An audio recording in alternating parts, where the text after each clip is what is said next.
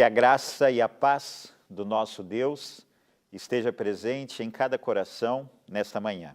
Amém? Eu agradeço muito ao nosso Pai Celestial pela oportunidade maravilhosa de estar mais uma vez me reunindo com você, você aí na sua casa, você aí aonde você está, aonde quer que seja, no Brasil ou no mundo, e de juntos podemos estudar a Palavra de Deus. Vamos orar em nossos corações para que o Espírito do Senhor venha estar presente conosco e que Ele possa falar aos nossos corações. Que Deus nos abençoe para isso. Amém. É maravilhoso pensar na criação de Deus. É maravilhoso pensar em tudo que Deus fez e da maneira como Deus fez as coisas. Hoje, existem alguns lugares onde nós olhamos para uma paisagem e ficamos tremendamente impressionados com a beleza do lugar. E eu fico tentando pensar como seria o Éden, quando saiu das mãos do Criador. Perfeito. Os grandes, pequenos animais, as aves, os peixes, tudo perfeito, tudo lindo. Eu fico tentando imaginar o homem feito à imagem, à semelhança de Deus. Deus criou o homem, o colocou ali para administrar o jardim. De repente, o homem sentiu um sono, dormiu, e quando ele acorda, como em um sonho, está diante dele a mais linda mulher que já existiu na terra. A sua companheira, Eva.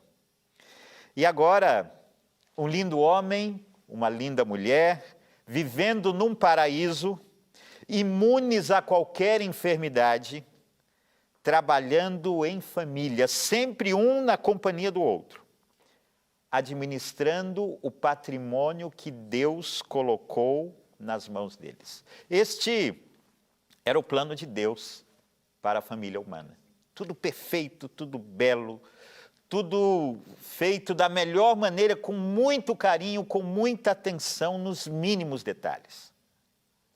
Mas nosso Deus é perfeito e nós não podemos mensurar as possibilidades. E ainda assim, apesar deles viverem nesse paraíso, literal paraíso, ainda Deus queria dar mais.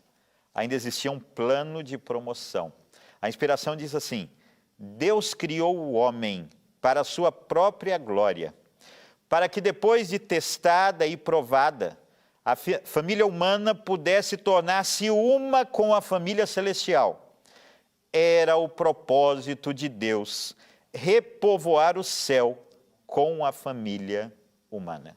Esse era o plano de Deus. Deus queria promover o homem de homem a anjo. E do período em que ele estivesse, se ele passasse pela prova, ele teria esse privilégio maravilhoso. Tudo estava bem. Nesse tempo não existia crise. Aliás, na linguagem de Deus, era muito bom. O mundo pertencia a Deus e o homem era o seu administrador, o mordomo, aquele que administrava e usufruía tudo o que existia na mais completa felicidade. Amor, reconhecimento, fidelidade, estes eram os elementos que moviam nossa terra. Não faltava nada, era apenas glória, era apenas alegria. E foi assim até o triste momento da queda. Na transgressão, tudo mudou. Estabeleceu-se a maior e pior pandemia do universo. O pecado, o vírus do mal, o vírus do egoísmo, o vírus do espírito de Satanás. Isso entrou no coração do homem e agora se alastrou para o nosso mundo. A partir do pecado, a palavra de Deus nos diz que, portanto, da mesma forma como o pecado entrou no mundo por um homem, e pelo pecado a morte, assim também a morte veio a todos os homens, porque todos pecaram. Nós estamos com medo da contaminação do Covid-19 e por isso estamos isolados em nossas casas, para que não se alastre, para que não cresça esse vírus. Entretanto, isso não chega nem perto do que aconteceu na entrada do pecado ao mundo.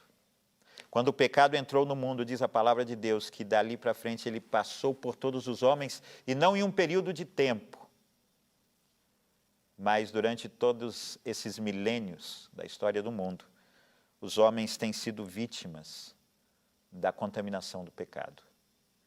E quais são os efeitos, o principal efeito do pecado sobre a vida do homem? A inspiração nos diz que o pecado extinguiu o amor que Deus colocou no coração do homem. O pecado tirou o amor do coração do homem. E agora, a tarefa da igreja é cooperar com Deus na tarefa de erradicar do coração do homem o egoísmo. Então esse vírus, ele tira o amor do coração do homem e em seu lugar coloca o egoísmo. É terrível pensarmos nisso. Deus havia feito o homem e colocado amor, colocado beneficência, colocado misericórdia, mas o pecado veio e tirou tudo isso. Mas, queridos, vamos pensar um pouquinho. Nós ainda volto a falar um pouquinho sobre o Covid-19. Várias pessoas ficam angustiadas pensando assim, é algo que eu não vejo, não dá para ver, e causa uma comoção tão grande no mundo. Da mesma maneira, o que foi o pecado original? Em que consistiu? Provavelmente Deus havia dado uma ordem difícil, complicada, quase impossível de ser guardada. Não dava para obedecer a Deus. Era assim? Não. Gênesis nos fala que Deus havia dado tudo para o homem, mas apenas de uma árvore, apenas de um fruto. O homem não podia tocar. Por quê? Porque aquilo pertencia a Deus. E Deus deu uma ordem, olha, entre os milhares que existe aqui, milhares de frutas, milhares de árvores, vocês não vão tocar apenas em um, porque esse é meu. Era apenas para não tocar naquele fruto. Era apenas para que a esposa continuasse na presença do esposo, para que um fosse proteção para o outro. E se não fossem fiéis, a morte. É verdade que Adão, Eva, não sabiam o que era a morte, mas eram inteligentes o suficiente para saber que quebrar aquela ordem deixada por Deus custaria muito caro e poderia levar ao que realmente aconteceu. Mas agora, a triste realidade. Todos contaminados. A morte passou a todos. E o que fazer? Jesus, neste momento, Jesus dá um grito de salvação e ele diz, eu vou salvar o homem. Jesus é o remédio, Jesus se coloca como oferta. Aquele que estava imune, aquele que não precisava ir à área de contaminação, se colocou à disposição de morrer pelo homem. E diz a palavra de Deus, o livro de Jó, capítulo 33, versículo 24, livra-o para que não desça a cova, eu já achei o resgate. E qual é esse resgate? Porque Deus amou o mundo de tal maneira que deu o seu único filho, para que todo aquele que nele crê não pereça, mas tenha a vida eterna. Jesus é o resgate. E como se aplica esse resgate? Isaías nos fala que o castigo que nos traz a paz estava sobre ele, e pelas suas pisaduras somos curados. É através desse maravilhoso sacrifício feito por Cristo que chegamos a ter uma esperança de vida. E tudo isso foi ilustrado ao homem. Como isso é possível? A inspiração nos diz, o espírito de liberalidade é o espírito do céu. Esse espírito encontra sua mais alta manifestação no sacrifício de Cristo sobre a cruz. Em nosso benefício, o Pai nos deu seu único Filho, E Cristo, tendo renunciado a tudo o que possuía, entregou-se para que o homem pudesse ser salvo. A cruz do Calvário deve ser um apelo à beneficência de cada seguidor de Cristo. O princípio ali ilustrado é dar, dar. Jesus Cristo se entregou. O Pai deu o que havia de melhor, para que eu e você, para que o pecador Adão pudesse receber a vida eterna, pudesse ter uma nova chance. Por essa altura, quando Jesus se apresenta como descendente da mulher, aquele que feriria a cabeça da serpente, Gênesis 3,15, foi feito o primeiro culto. E é interessante que nesse primeiro culto nós não temos registro de música instrumental, nós não temos registro de música cantada, nós não temos registro de conferência, mas nós temos registro de uma oferta. Uma oferta foi apresentada. O símbolo de Jesus seria um animalzinho, que seria retirado do rebanho, das posses, e agora esse animalzinho, ele seria morto, para que o homem pudesse viver. Era muito triste matar o inocente animal, mas o animal morria, para que o homem pudesse continuar vivendo. E isso se estenderia até o dia em que Jesus ia pessoalmente se entregar, e ele seria o Cordeiro. Havia agora um meio de perdão, mas ainda existiam consequências do pecado. Mesmo perdoados, eles não podiam continuar morando no paraíso. Se o mal continuasse no paraíso, o paraíso deixaria de ser o paraíso. O paraíso seria contaminado. Também não era possível terem acesso à árvore da vida. Por misericórdia, Deus não permitiu o acesso da árvore da vida, porque se o homem tocasse, se o homem continuasse comendo a árvore da vida, o pecador seria imortal. Eu fico imaginando como seria Adão se estivesse vivo hoje e visse o resultado de seu pecado por tanto tempo. Por misericórdia, Deus não permitiu que ele continuasse vivo. E mesmo a morte é misericórdia de Deus. E quanto ao trabalho, o trabalho agora não seria mais prazenteiro. O trabalho agora traria cansaço, traria esforço, suor, negociação, comércio. E tudo isso apimentado pelo terrível sentimento do egoísmo. A inspiração nos diz assim, por outro lado, o espírito de egoísmo é o espírito de Satanás. O princípio ilustrado na vida dos mundanos é receber, receber. Assim esperam eles conseguir felicidade e conforto, mas o fruto que semeiam é miséria e morte. O uso egoísta da riqueza prova infidelidade para com Deus e torna o mordomo inapto para gerir bens celestiais. Testemunhos Seletos 3, página 42. Portanto, depois dessa triste situação, a cabeça do homem muda e ele deixa de reconhecer as coisas como pertencentes a Deus. E o egoísmo vai crescendo dia após dia. E diz a palavra de Deus que se multiplicavam os pensamentos maus e o homem era cada vez pior. Vamos entender uma coisa muito séria aqui quanto ao pecado original. Quanto ao porquê da queda do homem. Por que ele chegou a essa situação? O homem foi egoísta e lançou mão da única coisa que Deus disse que não pertencia a ele. A única coisa em todo aquele paraíso que Deus disse, não mexa, ele colocou a mão. E por isso, ele foi um mordomo infiel.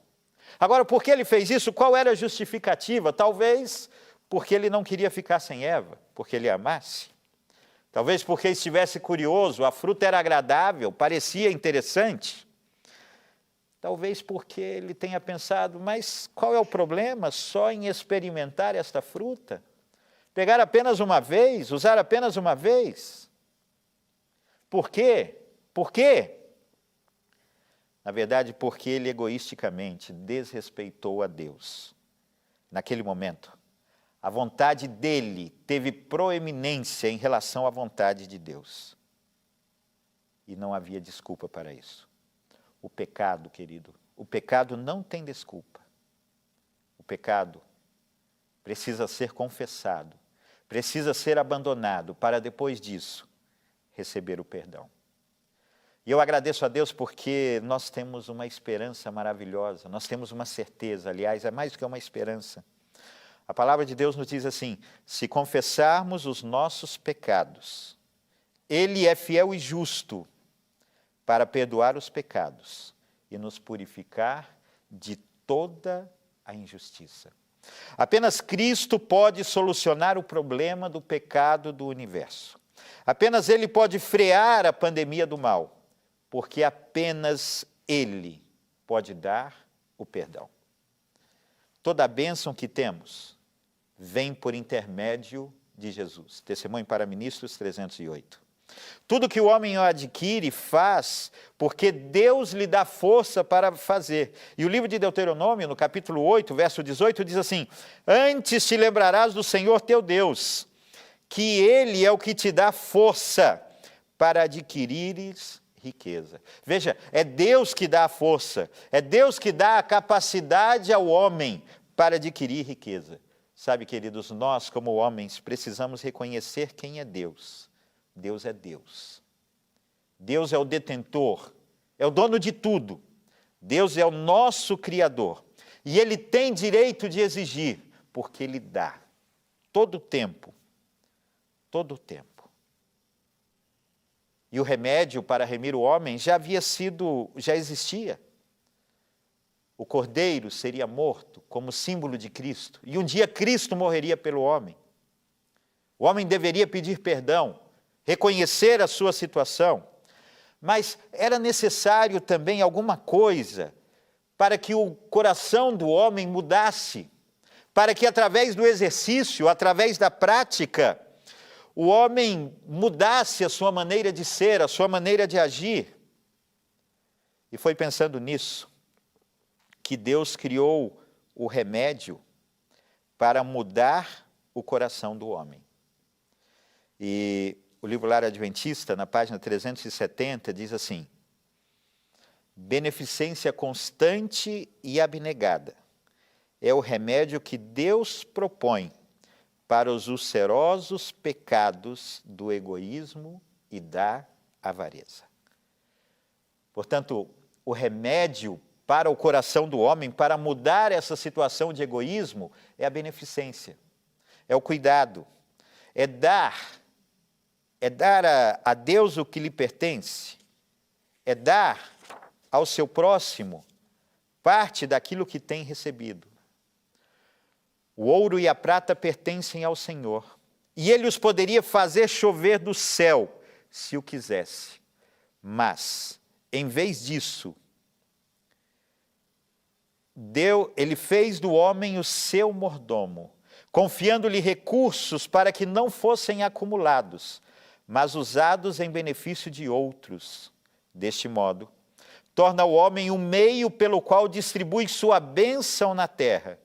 Deus planejou o sistema de beneficência, a fim de que o homem se pudesse tornar como seu Criador, de índole benevolente e abnegada, e ser finalmente coparticipante de Cristo, da eterna e gloriosa recompensa. Que coisa maravilhosa! Deus queria que o homem fosse o meio para compartilhar bênçãos em nosso mundo. Deus queria que o homem fosse como Deus. E esse é o exercício que é capaz de tirar o egoísmo do coração do homem e reviver novamente o amor. Reviver o amor de Deus no coração. Quando compartilhamos bênçãos, nossa felicidade é indescritível.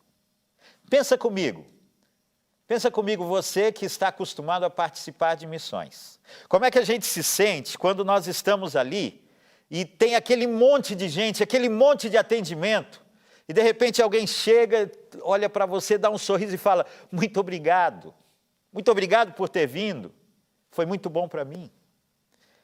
Pensa em quando você tem a oportunidade de ajudar na construção de uma igreja, você ajuda no trabalho, você ajuda com o seu dinheiro, chega aquele grande e esperado dia quando a igreja é inaugurada, e você ajudou, você colocou o seu dinheiro, você colocou o seu tempo, que alegria ver aquelas portas serem abertas, as pessoas entrarem ali. Pense quando você tira do seu dinheiro para ir à casa de alguém, dar estudos bíblicos, compra livros, compra lições, entrega para essa pessoa, prega para ela, e aí num dia você vê aquela pessoa descendo as águas, sendo batizada. Não dá para comparar. Não há o que possa descrever essa alegria de termos compartilhado as bênçãos e agora vermos o resultado disso através dessas realizações. Meu querido, isso é o que Deus quer colocar em nosso coração. E é por isso que o primeiro passo para reviver o amor em nossos corações é a beneficência. É compartilhar o que Deus coloca em nossas mãos para administrar por Ele. Em uma palavra, é a nossa mordomia. Veja que Deus continua trabalhando para que o homem seja o seu mordomo. É lindo pensar nisso. Deus continua querendo trabalhar junto conosco. Apesar de todo o mal que praticamos, mas Ele quer nos resgatar, reviver o amor em nossos corações e trabalhar conosco. E, bem, falamos do primeiro aspecto. O primeiro aspecto, portanto, é a mordomia. É o colocar a beneficência novamente no coração. E o segundo aspecto? O segundo aspecto, se nós lembrarmos novamente por que Adão pecou. Adão pecou porque ele não foi fiel. E o segundo aspecto é a fidelidade. A fidelidade com a qual devemos administrar aquilo que vem às nossas mãos, está sob o nosso controle, porém que não nos pertence. É de Deus, completamente dele. Não podemos tocar, não podemos usar aquilo que não nos pertence, aquilo que pertence a Deus. Não posso usar para mim o que não me pertence e que eu tenho claras instruções de como isso deve ser usado. Eu não posso fazer isso. E existem algumas coisas nessa terra que estão aí diante de nós, mas que não nos pertencem. E que não podemos usar diferente daquilo que Deus orientou que deve ser usado. A primeira coisa é o sábado. Nós não vamos falar do sábado aqui. Há 2 sábados atrás, o irmão Paulo falou muito bem sobre esse assunto. E o sábado, o selo de Deus, o sinal de Deus, é algo que Deus nos deu como um presente especial, é maravilhoso esse dia, mas que não nos pertence e nós não podemos usar para o nosso bel prazer. Eu quero apenas dizer algo que, neste momento, o sábado ainda não é uma prova tão difícil. Mas em bem pouco tempo, pelos acontecimentos que estão se passando no mundo, apenas aqueles que se tornarem fiéis a Deus, que colocarem em seu coração, eu vou obedecer ao Senhor, custe o que custar, estes passarão pela prova sob a qual o sábado estará envolvido. Então vamos pensar nisso. O primeiro aspecto que eu não posso usar é o sábado, porque esse pertence a Deus. E o segundo aspecto que nós também não podemos tocar, não podemos colocar as nossas mãos, é a parte de nossos bens que pertencem ao Senhor. E aí falamos de dízimos, falamos de ofertas. Malaquias, no capítulo 3, no versículo 8, usa algumas palavras muito, muito fortes. E ele diz que é ladrão, rouba, aquele que lança a mão dos dízimos e das ofertas alçadas, daquilo que o Senhor dá ao homem, para administrar por ele, mas que não pertence a ele, pertence a Deus.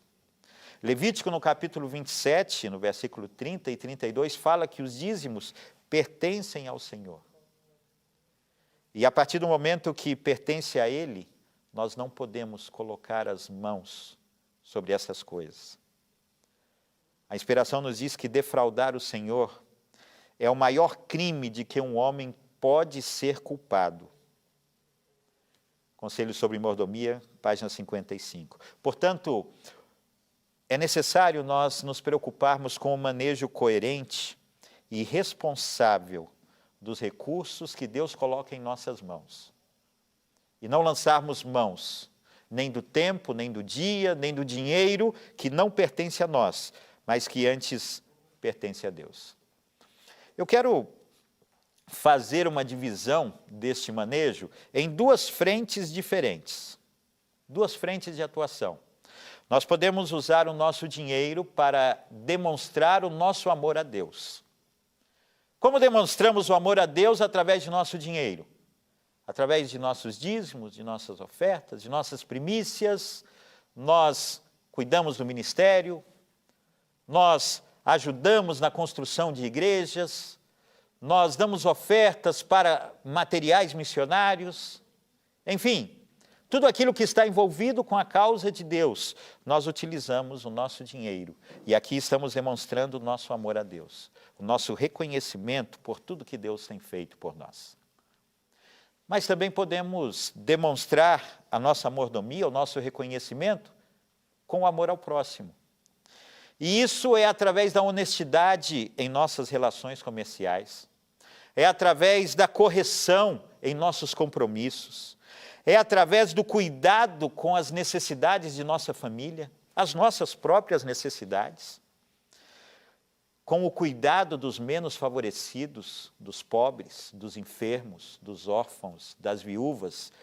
Aqui falamos de uma oferta que tem um nome especial, é o segundo dízimo, vamos falar dela um pouquinho depois. Então, essas são maneiras de demonstrarmos, através do uso de nossos recursos, o nosso amor a Deus e o nosso amor ao próximo. Vamos agora, muito rapidamente, relembrar as principais contribuições desse sistema de beneficência que nasceu no coração de Deus e que foi incorporado à nossa igreja para reviver em nós o amor, o reconhecimento, a fidelidade e, através desses elementos, combater o egoísmo, para que o amor possa reviver em nossos corações. Apenas, antes de continuar, eu quero dizer uma coisa para vocês. Nesses últimos dias, nesse período de quarentena, nós vemos a igreja estudando profecias como eu nunca vi na minha vida. Eu nunca vi tantos grupos de profecia, tantos estudos, e isso é muito bom. Porque a profecia dá vida para a igreja. Nós precisamos, sim, saber o que vai acontecer quanto ao futuro. Mas o que a União Sul propôs estudar durante essa série Reviver, o que nós estamos falando nesta série, nos prepara para o hoje. Quando falamos do sábado, quando falamos da justificação pela fé, quando falamos da mordomia, quando falamos do vestuário, estamos falando daquilo que nos prepara para o encontro com o nosso Senhor. E hoje, agora, que estamos falando de mordomia, eu quero combinar uma coisa com você. Deixe de lado o dinheiro. Não pense no dinheiro. Pense na fidelidade. Nós não vamos falar aqui de dinheiro, nós vamos falar de fidelidade. E foque na fidelidade, enquanto nós continuamos os nossos estudos aqui. Vamos lembrar de uma máxima que estamos colocando aqui desde o começo. O egoísmo precisa morrer para que o amor reviva, para que o amor seja restaurado.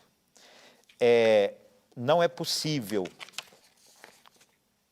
no mesmo coração, estar o egoísmo e o amor. Por isso o egoísmo tem que morrer, para que Deus possa ocupar a preeminência em nosso coração. Deus nos permite demonstrar nossa apreciação de suas misericórdias, pelos esforços abnegados para passá-las a outros. É essa a única maneira em que nos é possível manifestar nossa gratidão e amor a Deus, e não proveu outro. Conselho sobre mordomia, página 19. A única maneira de demonstrar nossa apreciação, nossa gratidão a Deus, são nossos esforços para passar a mensagem a outros. Essa é a única maneira, e Deus não proveu outro. Bem, vamos falar sobre o meio de beneficência, o meio de contribuição mais conhecido, mais usado pela igreja, que é o dízimo.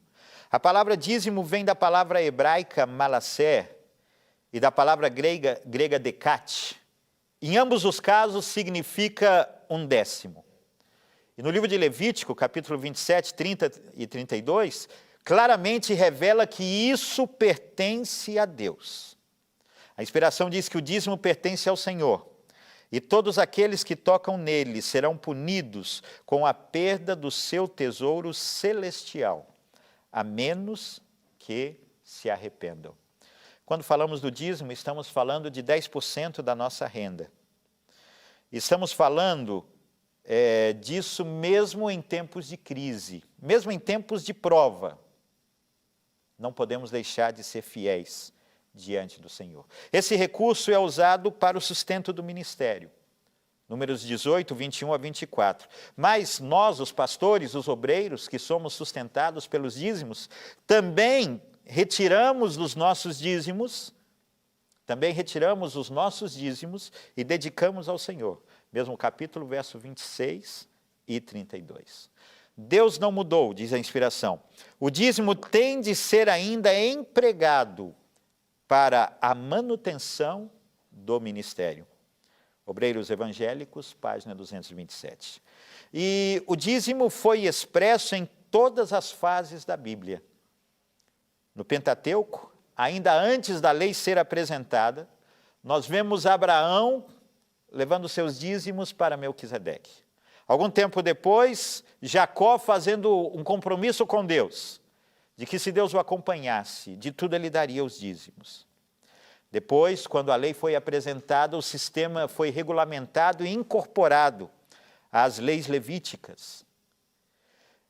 Depois, quando estavam às margens de Canaã, se relembrava com relação ao dízimo. Números 18, 21 a 24, Deuteronômio 12, 5 a 7, Deuteronômio 14, 22 a 29. Logo depois do exílio, quando o povo retornou, nos dias de Ezequias, Neemias e Malaquias, também está aí descrito a responsabilidade do homem para com Deus. E o dízimo também foi mencionado por Jesus e fortalecido pelo apóstolo Paulo. Portanto, isso é algo extremamente importante e que nós não podemos lançar mão porque pertence a Deus. Há alguns textos muito importantes que nos dizem assim: vivemos num tempo de solene privilégio e santo legado, num tempo em que nosso destino está sendo decidido para a vida ou para a morte. Despertemos, vós que pretendeis ser filhos de Deus, trazei vossos dízimos para o seu tesouro. Ninguém se sinta na liberdade de reter o dízimo, para empregá-lo segundo o seu próprio juízo. Não devem servir-se dele numa emergência. Mesmo numa emergência, eu não posso lançar mão daquilo que pertence ao Senhor. Nem usá-lo segundo lhe pareça justo, mesmo no que possam considerar como obra do Senhor. Alguns se têm sentido mal satisfeitos e dito: não pagarei mais o dízimo, pois não confio na maneira porque as coisas são dirigidas na sede da obra. Roubareis, porém, a Deus, por pensardes que a direção da obra não está direita? Apresentai vossa queixa franca e aberta no devido espírito e às pessoas competentes. Solicitai em vossas petições que se ajustem as coisas e ponham em ordem.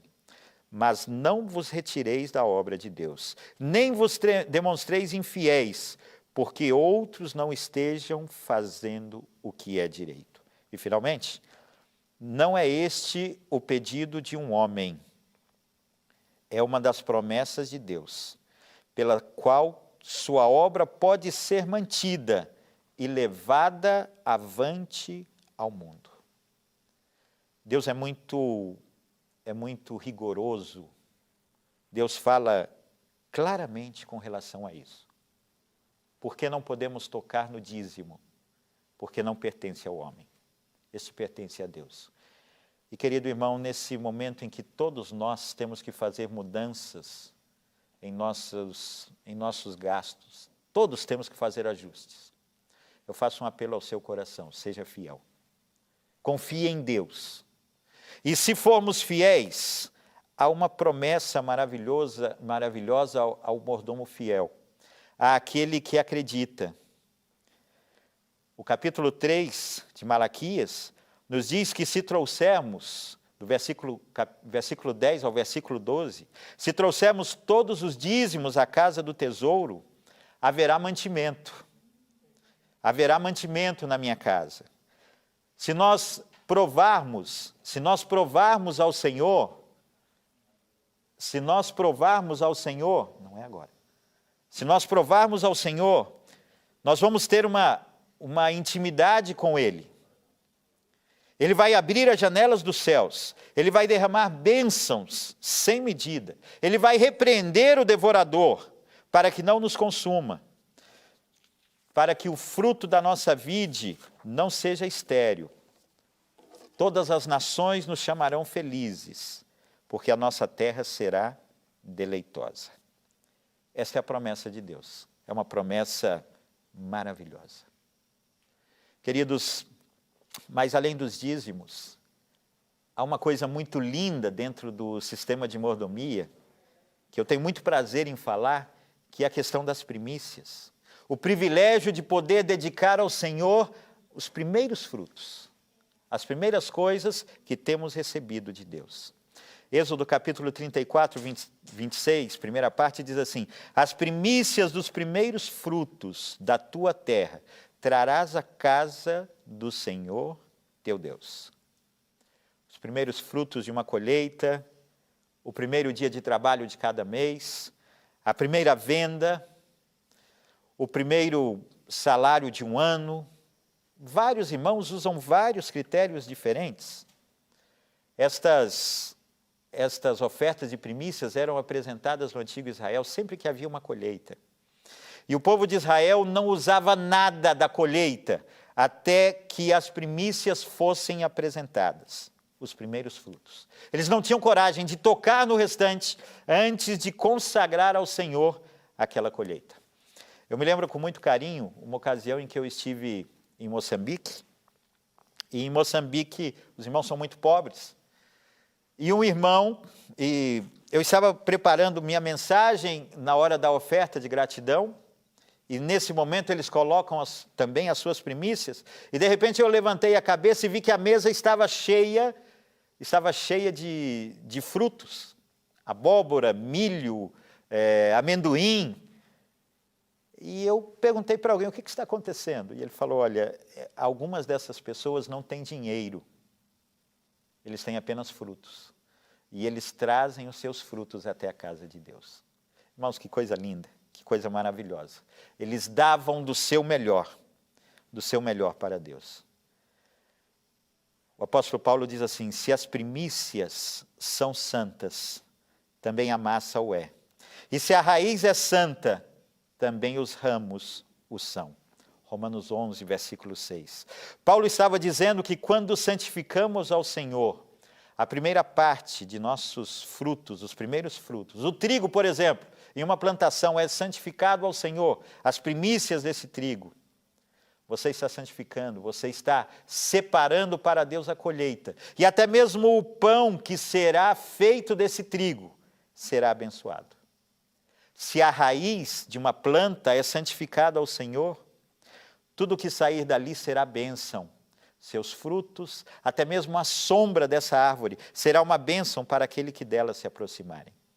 Se o primogênito de uma família é separado para Deus, na linguagem bíblica, resgatado, Números 18, 15 a 16, fala de um costume em que se devolvia ao Senhor 60 gramas de prata, aproximadamente, ou 5 diárias de trabalho pelo filho primogênito. E os pais faziam isso crendo que toda a família, a partir de então, seria aceita por Deus. Quando nós separamos para Deus o nosso filho, Deus abençoa o restante da nossa família. Se separamos para Deus os primeiros momentos da nossa manhã, como primícia para orar, para buscar ao Senhor, para se consagrar a Ele, todo o nosso dia será separado, será abençoado. E que feliz será esse dia. Pensando em tudo isso, fica simples entender o que Jesus disse em Mateus capítulo 6, versículo 33. Mas buscai primeiro o reino de Deus e a sua justiça, e todas estas coisas vos serão acrescentadas. Quando nós santificamos as primícias de alguma coisa ao Senhor, todo mais é aceito por Ele. Mas, queridos, muito cuidado, porque o inverso também pode acontecer. Quando nós deixamos de dar as nossas primícias ao Senhor, podemos perder as bênçãos do Senhor quanto ao restante. Que ao reino de Deus estejam as primícias de nossas vidas. Honra o Senhor com os teus bens, Provérbios capítulo 3, verso 9, e com as primícias de todas as tuas rendas. E se encherão fartamente os teus celeiros, e transbordarão de vinhos os teus lagares. E quando falamos de ofertas, devemos lembrar que é um privilégio maravilhoso poder colaborar com Deus. Cada um contribua segundo propôs no seu coração, não com tristeza ou por necessidade, porque Deus ama o que dá com alegria. Nós devemos pensar também na ordem, a cada semana separar, esse era o conselho do apóstolo Paulo, uma parte do que recebemos e isso dedicar ao Senhor. E isso pode aparecer das mais diversas maneiras. A igreja tem oferta de escola sabatina, de gratidão, de semana de oração, de primeiro sábado, e aquela que, para cada uma delas, devemos separar o nosso melhor e colocar diante de Deus. Quando eu trabalhava no Mato Grosso do Sul, nessa época eu atendia o Mato Grosso do Sul quase que inteiro. Eu visitava um irmão que vivia na divisa com o Paraguai, uma cidade chamada Aral Moreira, irmão Idenal. Era um irmão muito pobre. Eu o visitava a cada 3 meses.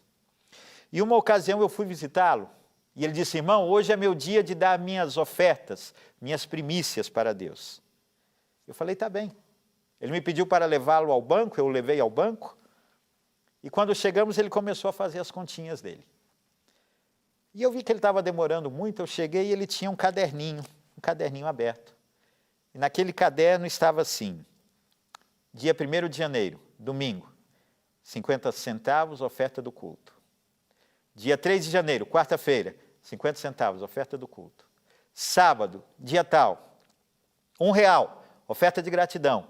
Tanto, oferta de escola sabatina. E essa conta ele fez durante o ano inteiro, porque ele não tinha dinheiro, mas ele fazia o registro do seu compromisso com Deus. E nesse dia ele fez a conta, separou todo o dinheirinho e entregou para o Senhor. Esse irmão foi pouquíssimas vezes na igreja, hoje ele já não está mais entre nós, ele faleceu. Mas eu tenho muita esperança que esse mordomo fiel será um daqueles que se encontrarão com o Senhor no reino de graça. Querido irmão, eu não posso concluir esse momento especial sem falarmos de uma provisão que Deus fez para os pobres, para os órfãos, para as viúvas, o segundo dízimo. O segundo dízimo é também uma oferta. Há um consenso geral de que seja a oferta alçada, que é dita em Malaquias capítulo 3, versículo 8. Ele também é de 10%, e com ele se atende à necessidade dos pobres, para o cuidado dos órfãos e das viúvas, para o atendimento às necessidades da obra de Deus, para participarmos com nossas famílias de festas espirituais ou ajudar alguém a ir até lá, alguém que não tenha recurso, para reuniões de sociabilidade e amor cristão missionário entre o homem, o levita, entre o povo de Deus, para ajudar na manutenção de igrejas, de escolas, da casa do Senhor, para reformas e construções de igrejas. Enfim, existem muitas maneiras de usar o segundo dízimo na obra do Senhor. No livro de Deuteronômio, capítulo 12, versículos 6 a 18, capítulo 14, 22 a 29, capítulo 26, 12 e 13, Patriarcas e Profetas, página 530, e o livro Educação, na página 44, nós temos aqui várias orientações quanto a esse texto. A íntegra desse meu estudo estará à disposição de vocês para ser baixado. Baixem depois, leiam com muito carinho estas orientações da palavra de Deus, para tomar a sua decisão, para compreender qual é a vontade de Deus para nós. Eu agradeço muito a Deus, porque Deus tem tocado o coração do seu povo. Todos os dias, sem exceção, eu recebo uma chamada, recebo uma mensagem de alguém que diz: irmão André, eu quero ajudar nossos irmãos em tal lugar, e envia uma oferta. E sei que vários lugares estão dando o seu melhor para Deus, e eu agradeço a Deus por isso, porque isso são demonstrações do amor de Deus revivendo no coração do homem. Mas, querido, talvez você esteja pensando: irmão André falou de dízimo, segundo dízimo, oferta, primícia, é tanta coisa, quanto é que representa isso? A inspiração diz assim: as contribuições exigidas dos hebreus para fins religiosos e caritativos montavam uma quarta parte completa de suas rendas. Uma taxa tão pesada sobre os recursos do povo, poder-se-ia esperar que os reduzisse à pobreza, mas ao contrário, a fiel observância desses estatutos era uma das condições de sua prosperidade. Esse não é o pedido de um homem, mas é a ordenança de Deus. Diz o livro Testemunho para Ministros, na página 308. Querido irmão, querida irmã, por favor, seja fiel a Deus. Eu volto a te pedir, por favor, não pense no dinheiro, mas pense em fazer aquilo que é a vontade de Deus. Em bem pouco tempo, nosso dinheiro ou propriedades não servirão para nada. Mas neste tempo, aqueles que viram em Deus sua riqueza serão salvos. Aqueles que não olharam para esta terra como lugar do seu tesouro, mas colocaram o seu tesouro para o além, para depois de passar pelas provas, pelas dificuldades deste mundo. Eu agradeço a Deus porque desde o princípio sempre houveram aqueles que amaram a Deus mais do que ao mundo. Eu agradeço a Deus porque sempre houveram aqueles que viram na oportunidade de colaborar, o privilégio para demonstrar amor e gratidão, reconhecimento e fidelidade. Eu agradeço também porque esses são os que venceram o egoísmo. E sobre a vida deles muitas páginas foram escritas no livro memorial. Eles são administradores dos bens do Senhor. Não são pessoas quaisquer, mas são pessoas que, nas palavras de Malaquias, o mesmo que denunciou aqueles que roubavam a Deus, são chamados de tesouro. São chamados de um tesouro especial. Isso porque o tesouro deles sempre esteve no céu. E a sua preocupação era quanto a isso. Eles se tornaram o tesouro de Deus, porque o tesouro deles sempre esteve no céu, no final da jornada. E o profeta Malaquias, no capítulo 3, no versículo 16 a 18, ele diz: então os que temiam ao Senhor falavam uns aos outros, e o Senhor atentava e ouvia. Havia um memorial escrito diante dele para os que temem ao Senhor e para os que se lembram do seu nome. Eles serão para mim particular tesouro, naquele dia que eu preparei, diz o Senhor dos Exércitos. Poupá-lo-eis como um homem poupa ao seu filho que o serve. Então vereis outra vez a diferença entre o justo e o perverso, entre o que serve a Deus e o que não o serve.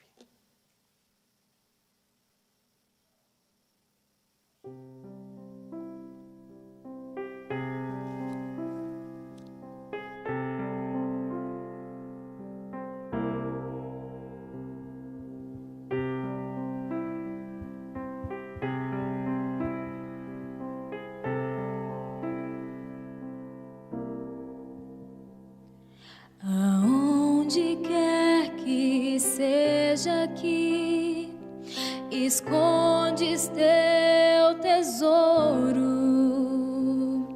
ali também está teu coração.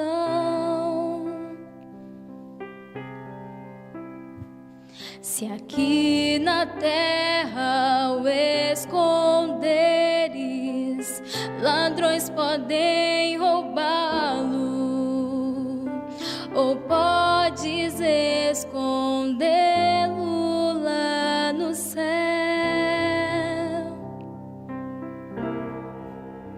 Há um tesouro no final da jornada desta vida. Ele é a razão do meu viver.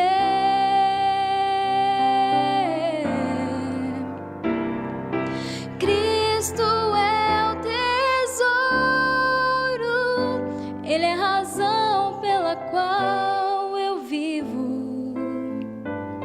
Será o meu tesouro até eu morrer.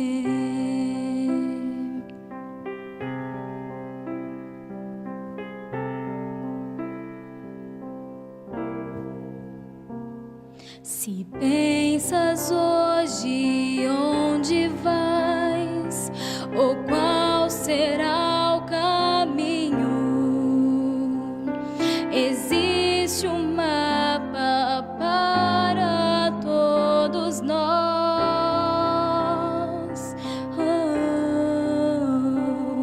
Se nós o lermos e o seguirmos, aonde ele indica, não nos perderemos, só temos que escolher.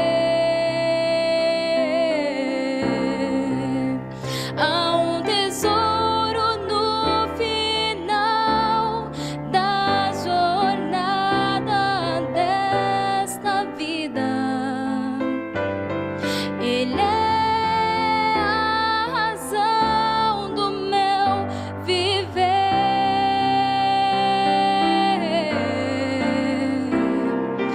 Cristo é o tesouro, Ele é a razão pela qual eu vivo. Será o meu tesouro até eu morrer.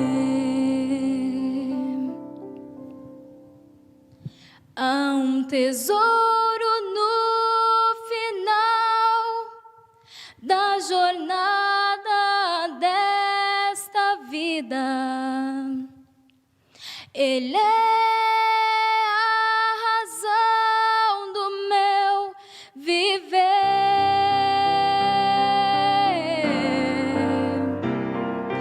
Cristo é o tesouro, Ele é a razão pela qual eu vivo. Ele é o meu tesouro até eu morrer.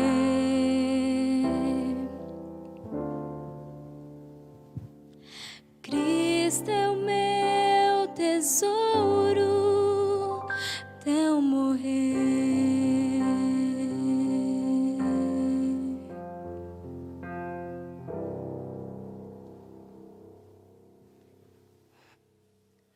Eu agradeço a Deus por este tesouro. Eu agradeço muito a Deus pela oportunidade de fazer parte desse tesouro e da promessa de Cristo por nós. E eu agradeço a Deus porque eu e você podemos realizar o sonho de Deus e alcançar aquela promoção que havia sido prometida a Adão. Adão perdeu a promoção, mas o Senhor fez do homem mordomo, trabalhou por ele, até que ele pudesse chegar a isso. E a inspiração nos diz que os lugares vagos, surgidos do céu, pela queda de Satanás e seus anjos, serão preenchidos pelos redimidos do Senhor. O meu desejo e a minha oração é que eu e você estejamos entre aqueles que vão ocupar esses lugares e que vão usufruir desse tesouro por toda a eternidade.